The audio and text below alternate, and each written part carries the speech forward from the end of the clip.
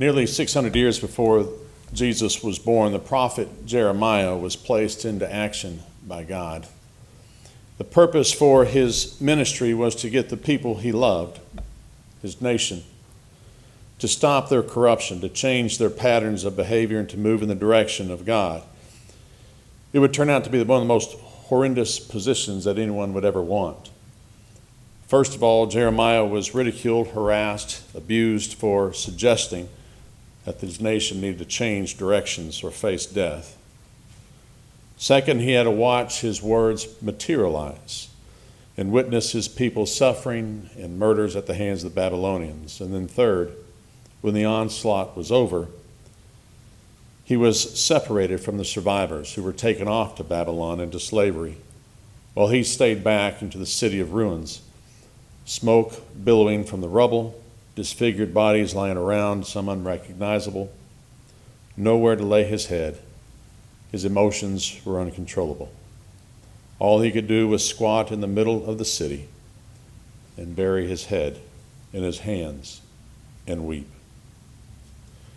In our passage this morning, we hear Jerusalem, through the voice of Jeremiah, cry out to God, to passersby, or to anyone who will hear and recognize the intensity of her suffering. She is alone in her own destruction. Hear these words. Look, O Lord, and see how worthless I have become. Is it nothing to you, all who pass by? Look, see, if there is any sorrow like my sorrow, which has been brought upon me, which the Lord inflicted on the day of his fierce anger. From on high he set fire and went deep into my bones. He spread a net for my feet. He turned me back. He has moved me, stunned, faint all day long. My transgressions were bound into a yoke.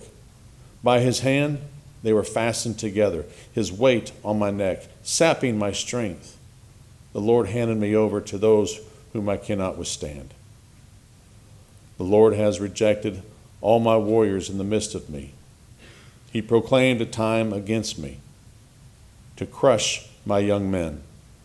The Lord has trodden as a winepress the virgin daughter Judah. For these things I weep. My eyes flow with tears. A comforter is far from me, one to revive my courage. My children are desolate, for the enemies have prevailed. The Lord is at my right. The Lord is in the right, for I have rebelled against his word. But hear, all you people, and behold my suffering. My young men and my young women have gone into captivity. I called to my lover, but she deceived me. My priests and elders, they perish in the city while seeking food to revive their strength. See, O Lord, how distressed I am. My stomach churns. My heart is wrung within me, because I have become very rebellious. In the streets the swords bereave, and the house is like death. They heard how I was groaning, with no one to comfort me. All my enemies heard of my trouble, and they are glad that you have done it, bringing on this day that you have announced, and let them be as I am. Let their evil doings come before you, and deal with them as you have dealt with me, because of all my transgressions, for my groans are many, and my heart is faint.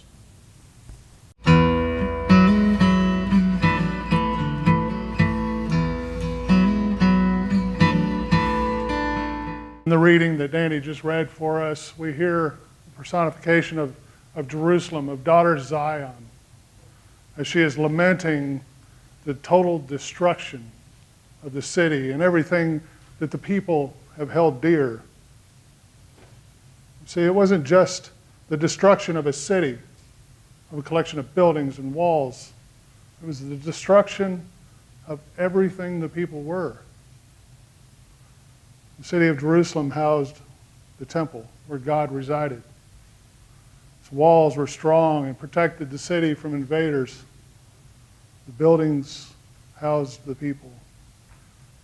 And his daughter Zion is lamenting, all of this is gone. It's all been destroyed. One of Jeremiah's contemporaries, the prophet Ezekiel, shares in his writings the story of the destruction of Jerusalem. Chapters 8, 9, and 10, the book of Ezekiel, recount Ezekiel's temple vision, it is called. And in this telling, Ezekiel tells of how he is taken up from the shores of the river in Babylon and taken back to Jerusalem, where he is shown God calling upon the destroyers to go out into the city and lay it to waste. And he calls upon the man with the writing kit to go out amongst the people and find those who are righteous and deserve to remain alive. Most telling in the book of Ezekiel is in chapter 10, where Ezekiel describes how God gets on his chariot, leaves the temple, leaves the city. So you see, it's much, much more than just the destruction of a city, because the temple where God had lived with the people was empty and laid to waste. They were abandoned. It's impossible, I believe, for us to imagine such total, abject destruction. I think a couple of you are old enough to remember 9/11. Yeah, maybe one or two of you. I remember it well. I was working in a bakery in Pennsylvania, about 90 miles west of New York City. And I was in my office doing some work, and somebody stuck their head in the door and said, "Hey, something's going on in New York City. A plane had just hit one of the Twin Towers." My first question is, what are the Twin Towers? I had no idea. So I got up and I went in the break room where they had television playing. And by the time I got there, both towers had been hit. Both were burning. And the channel they had on had Tom Brokaw. Seeing backdrop was one of the towers. And he was explaining what they knew at that moment. And as I was watching and he was talking, the tower that was behind him, he didn't even know it was happening, the tower that was behind him began to collapse. All I knew by that point was there was potentially upward of 50,000 people in those two towers. And so as I watched that tower crumble, all I could think of was all of those people, all of this destruction. That memory, I believe, will be with me for the rest of my life. And as horrendous and horrible and tragic as that event was, it doesn't really compare with the event of the destruction of Jerusalem. Because we lost people, we lost loved ones, we lost some buildings. Jerusalem lost God. And we can hear that reflected in Jeremiah's writings as he is speaking for daughter Zion, as she cries out to God. She cries out to passersby. She cries out to anyone who will listen, because she is so alone. God has left. All of her friends have left. All of her lovers have left. And she cries out, "For these things I weep.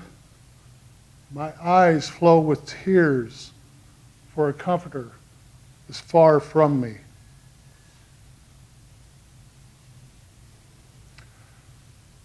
You know, I don't believe that God left. I believe that daughter Zion was suffering from something that I think a lot of us, even today, still suffer from, and that is a distorted sense of God, a distorted sense of God through a distorted sense of love. You see, all through the Old Testament, we hear stories.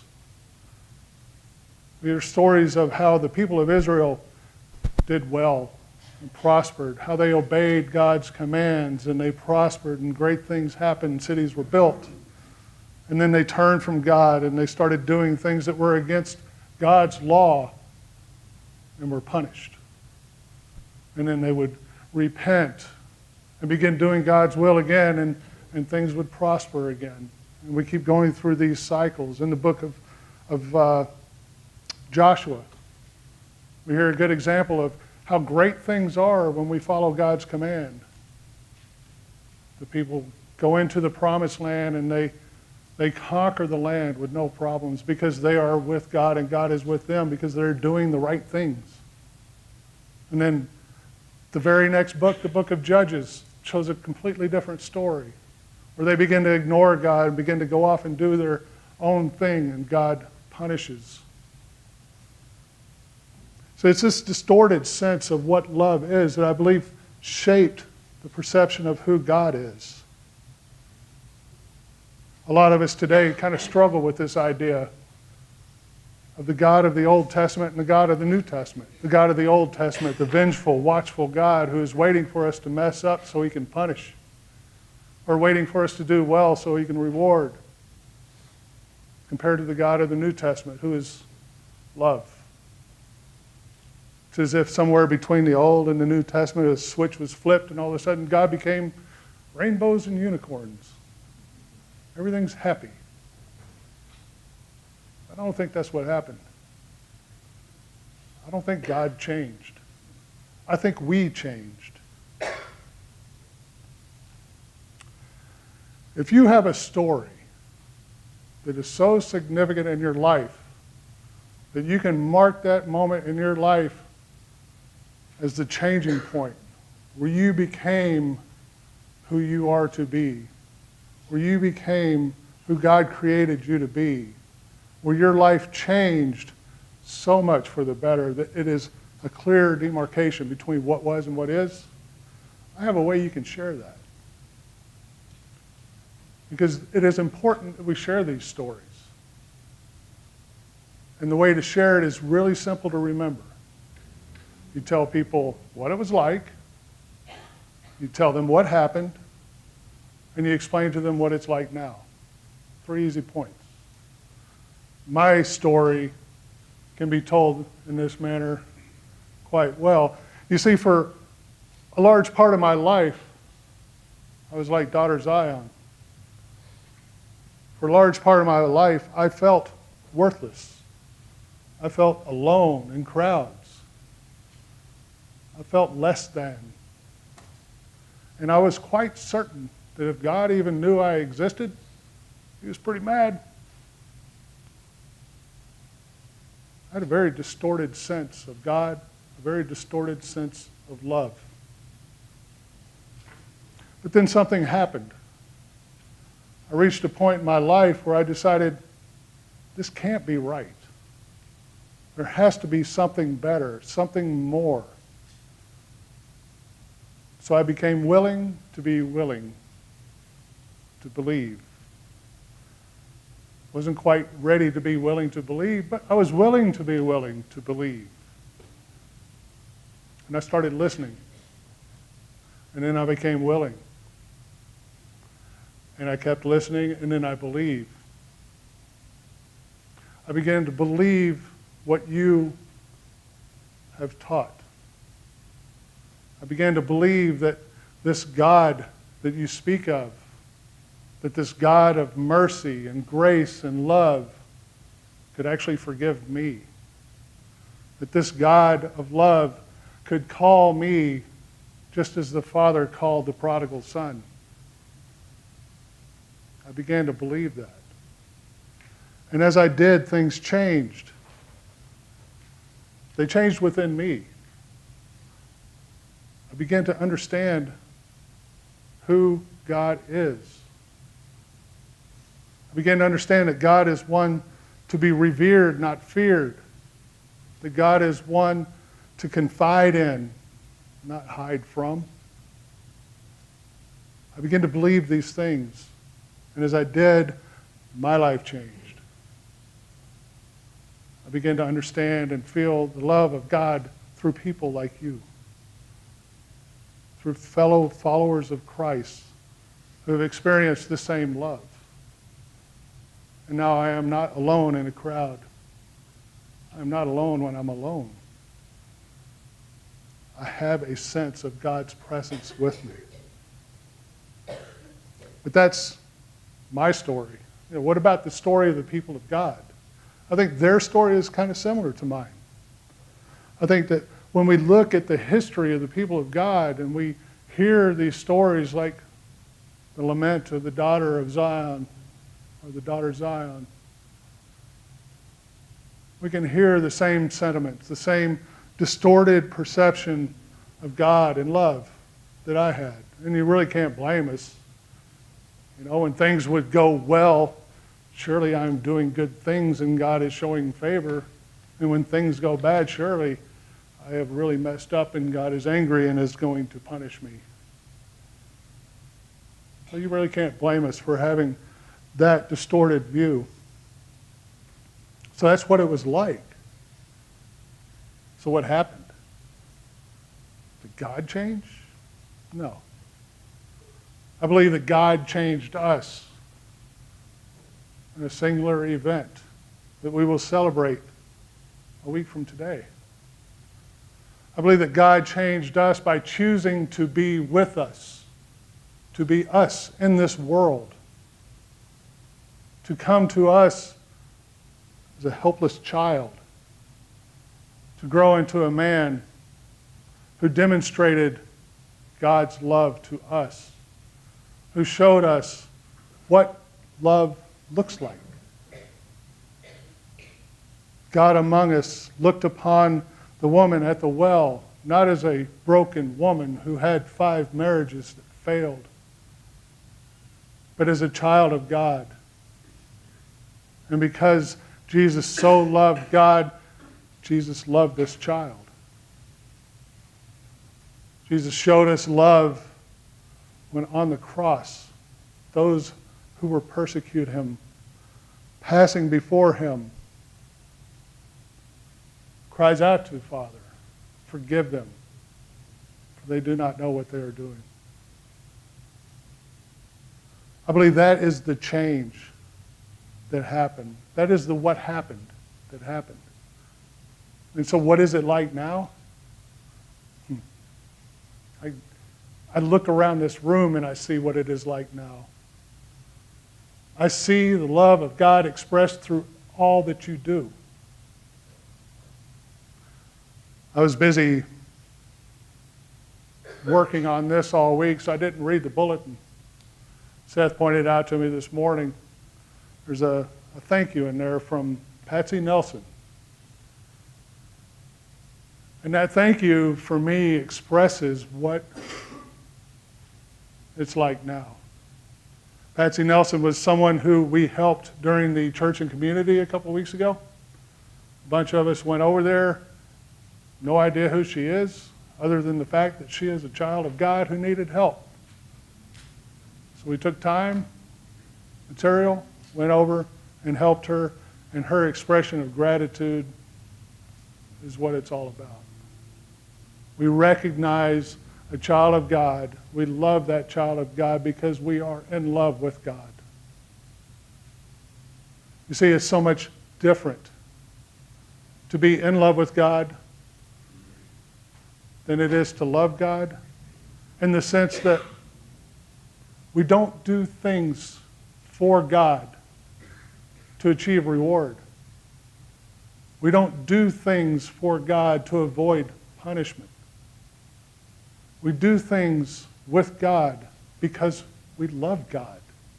It is a natural response to the love that we have with God, the love that has been demonstrated through the life of Jesus Christ. Now, this doesn't mean that there will be no room for lamenting. This doesn't mean that from now on everything's going to be a rose garden. We will have difficulties. We will suffer. We will grieve. We will experience pain and loss. But the one thing that we don't have to experience is that aloneness, that sense of isolation, that sense that we are alone in this world, that God has gone afar from us, that God has abandoned us. We don't have to have that sense anymore. Through each other, through the support we have through each other, we know that God is present with us. So how do we keep this? How do we keep this love fresh and new? There's a paradox here. In order to keep it, we have to give it away. Doesn't make a lot of sense, but it is true. See, we tend to hold on to good things and throw out the bad things. We try to hold on to love. We try to hold on to happiness. We try to hold on to all those things that we think are good, and we try to get rid of our anger and our resentment and all those things, but it doesn't work. The tighter we hold on to our love, the more it dies. The only way we can enjoy and continue to have love and the joy that comes with it is to give it away. When we're walking down the street and we see that person and we see in their eyes daughter Zion, we see in their eyes the suffering and the grief they're going through and the sense that they have to go through it alone, that is when we have to give away the love that has been so freely given to us. That is when we have to reach out and say, look, you are not alone. We are with you. God is with you through us.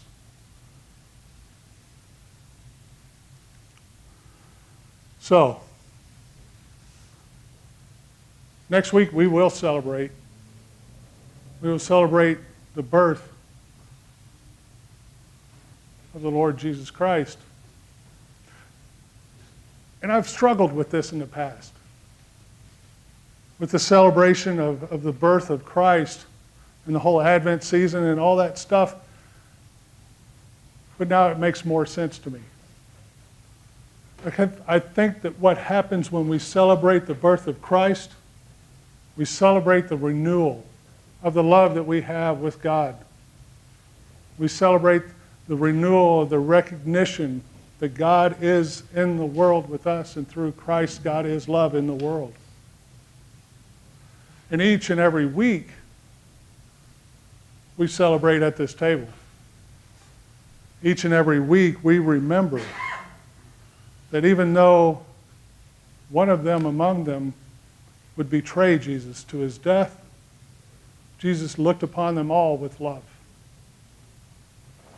And Jesus took that loaf of bread and he gave thanks to God and he broke it. And he gave it to his disciples and he said, take, eat. This is my body broken for you. And then he took the cup. And after he gave thanks to God, he said, take, drink. This is the blood of the new covenant. Then he asked that as often as we gather, to do this in remembrance of him. We share in this communion, this new covenant of love. Let us pray.